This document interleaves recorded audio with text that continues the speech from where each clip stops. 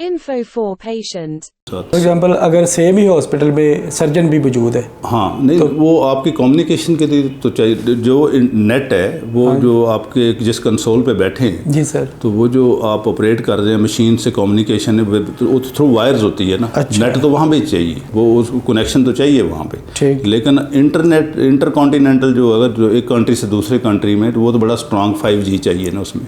जी sir. Robotic surgery से कोई ख़ास पेचीदगियाँ वो बचता है? नहीं, इससे पेचीदगियाँ बल्कि कम हो जाती हैं ना। डिपेंड करता है ना कि ऑपरेटर कौन है, करने वाला कौन है, उसकी अपनी ट्रेनिंग कैसी है। अगर तो वो अच्छा लेप्रोस्कोपिक सर्जन है, एडवांस सर्जरी पहले ऑलरेडी कर रहा है, जी सर, तो उसके लिए रोबोटिक सर्जरी तो बहुत ईजी हो जाती है। और पेशेंट को तो बहुत बड़ा एडवांटेज है कि उसको अपने मुल्क में ही रोबोटिक सर्जरी मिल जाए, उसको कहीं और फ्लाई ना करना पड़े। रोबोटिक सर्जरी मरीजों की रिकवरी में किस हद तक फ़ायदेमंद है? देखिए, आपने अगर कंपेयर करें ओपन सर्जरी से लेप्रोस्कोपिक सर्जरी, पहले हम पित्ते का ऑपरेशन करते थे या बड़ी आंत का करते थे तो मरीज को 4-5 दिन हॉस्पिटल में रहना पड़ता था। अब लेप्रोस्कोपिक सर्जरी आई तो उसमें पेशेंट को मैक्सिमम 1 डे 2 डेज का स्टे होता है और वो स्कार भी नहीं होता, इन्फेक्शन भी नहीं होती, पेन भी कम होती है, पेशेंट अर्ली टू वर्क अपने काम पे चला जाता है। तो आप इससे हिसाब लगा रहे हैं कि रोबोटिक सर्जरी उसके भी एडवांस चीज़ है लेप्रोस्कोप से भी, तो उसमें तो ये सारी चीज़ें और मिनिमाइज हो जाती हैं ना। Shortest stay, less chances of infection, no bleeding during surgery, early recovery.